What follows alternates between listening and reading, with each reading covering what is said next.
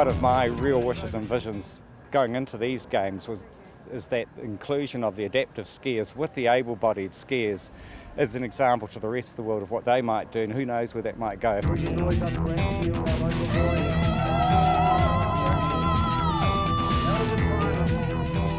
Having disabled people and able-bodied people racing on the same courses on the same day, it's unheard of really in the world of ski racing.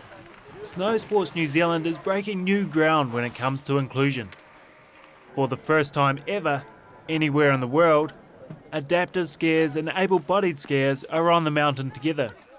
More than 800 athletes are competing in 26 snow sports, including ski racing, snowboarding, ice skating, as well as a full adaptive ski program. Over 50 international athletes with disabilities travelled to New Zealand to be part of this unique event. Athletes like Thomas Nolte from Germany. I think it's great. Normally we don't have so many spectators and visitors for the races, and so here's a big event and television and the able-bodied, everybody knows them and they come and see us. The Winter Games are part of the World Cup circuit for snow sport, and it's a rare chance for our elite athletes to compete in front of their home crowd. There's no distinction here between athletes performing at the highest level. I certainly believe that's the way it should go. I can't see any reason. You can always come up with logistical reasons why it can't happen, but you can get around logistical problems. Morning, good morning. For athletes like 26-year-old Aucklander Pete Williams, these games are a key event to secure a spot on the Winter Paralympic team, heading to Vancouver next year. These games are the real thing. For selection for 2010, I've got to get top 6, and tomorrow slalom best event, so I'm feeling positive about tomorrow. Pete was a rising star as a teenager, but he took time away from the snow to study. That sorted, he's back competing, fitter, stronger, and more determined than ever. Pete has spina bifida and competes as a sit skier. The fact that he can test himself alongside able-bodied skiers is a real buzz. I think having the world-class able-bodied athletes here in New Zealand has been a great thing for the sport. Being able to ride up the chairlift with them, ski the same slopes that they're skiing on, it really does do a lot for disabled snow sports in New Zealand and worldwide. Morning. Man of the moment, Adam Hall, has already qualified for next year's Winter Paralympics. What's more, he's been named Snow Sports New Zealand Athlete of the Year 2 years running. Adam raced in the 2006 Winter Paralympics in Torino and goes into next year's Paralympics ranked number 2 in the world. For the Winter Games, it's not really been something that I've been peaking towards. It's kind of more of a training week from trying to use it as a test event leading into Vancouver, and more from a coaching and physio and chef de mission role. There's no pressure for Adam to qualify. The big deal for Adam at this event was the unexpected and almost overwhelming media attention.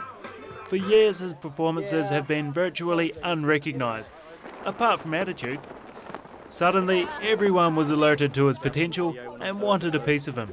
I do get quite psyched up, I do yell at myself, and that's just my way of getting in my zone and getting pumped up and ready for the race and in the zone, so to speak, at the last minute.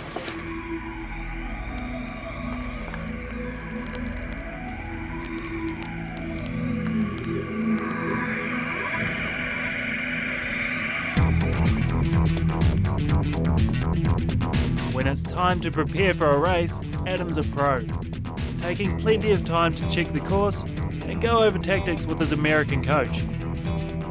His coach has been brought to New Zealand to groom Adam to become world number 1. Everything happens on race day. It's not a race without any delays. There's always bad weather, this or that or the next thing, but as high-performance athletes, you train to race in all conditions.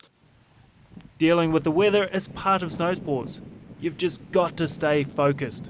Just so mentally draining to be able to go up there, You know, remember the course, your tactics, what you're going to do, you know, the speed you're going to get at, the snow conditions, especially if it's windy like it has been, it's been raining, it's been snowing, the visibility. But at the end of the day, it comes down to your headspace and how mentally strong you are, and that's what's going to win titles at the end of the day. You know, I eat, think, sleep about skiing 24/7. It's what I do, it's my job, I think about myself on the podium in Vancouver pretty much every minute of the day kind of thing. He said this event didn't count, and he was still out to impress the crowd.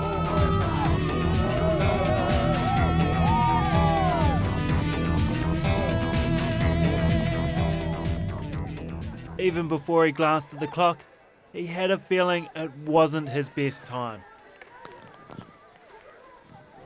Yeah, you know, it's difficult up there. It's really hard.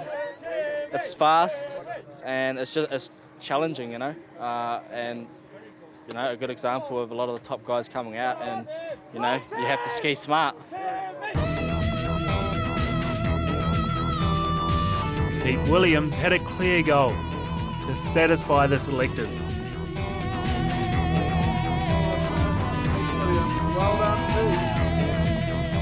The selectors said top 6 in GS in slalom, so I finished 6th in the GS the other day and finished 4th today.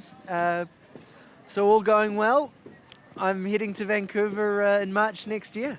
Days later, his place was confirmed.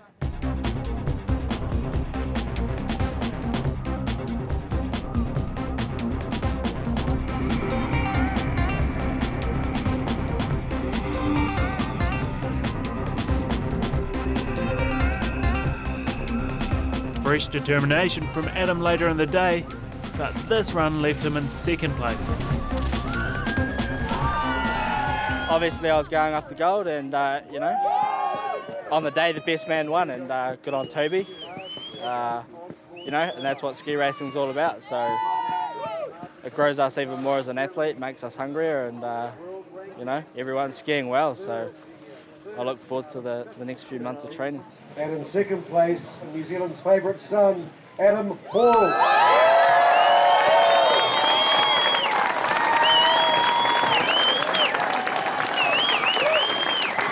Adam leaves for Colorado next month, where he'll stay and train right through to the Winter Paralympics in March next year.